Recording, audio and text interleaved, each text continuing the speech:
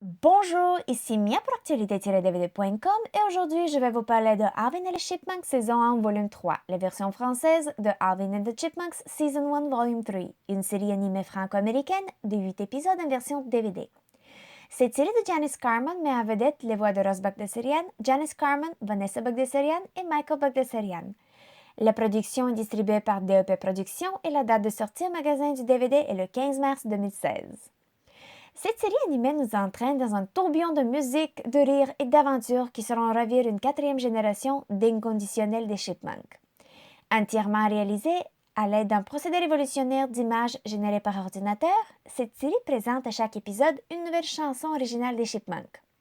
Version animée d'une série très renommée, Alvin et les Chipmunks raconte les tribulations d'un père monoparental, David Seville, qui tente tant bien que mal d'élever ses petits hyperactifs Chipmunks.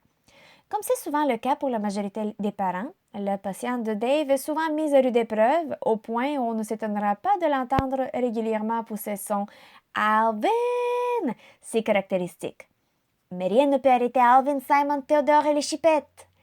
La série comporte 8 épisodes d'environ 11 minutes chaque. Chaque épisode contient une nouvelle chanson et des nouvelles aventures.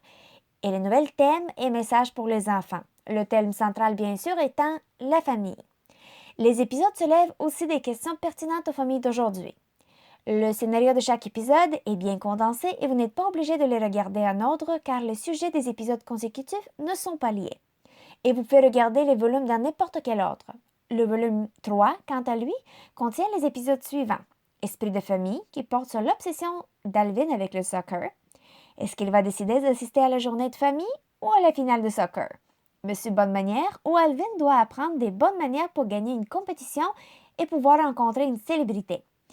Dans Au service de la nation, Simon devient le nouveau surveillant général de l'école. Est-ce qu'il va compromettre son intégrité? Dans Le Mojo, Alvin perd son mojo. Réussira-t-il à le retrouver à temps pour le gros concert? Il y a aussi Skate, mensonge et chocolat, où Théodore doit choisir entre son amour pour les sucreries et son frère. C'est certainement un point que Théodore et moi, nous avons en commun. Dans l'appli, Dave décide de moderniser la maison et acheter une nouvelle application qui influence par contre toute la famille de façon inattendue. Le rap de Little T, où Théodore commence une carrière solo, mais qu'est-ce qu'il va penser d'être séparé de ses frères? Et le 8e et dernier épisode, Théodore le Don Juan. Dans cet épisode, les chipettes Alvin, Simon apprennent à Théodore comment gagner le cœur d'une fille. Les acteurs animés sont très bons et réussissent de tenir l'attention épisode après épisode. La qualité de l'animation n'est malheureusement pas comparable aux films qui sont sortis depuis 2007, mais c'est le seul côté faible de la série. Les Chipmunks sont tellement mignons qu'on ne peut que les adorer et je trouve les épisodes très amusants.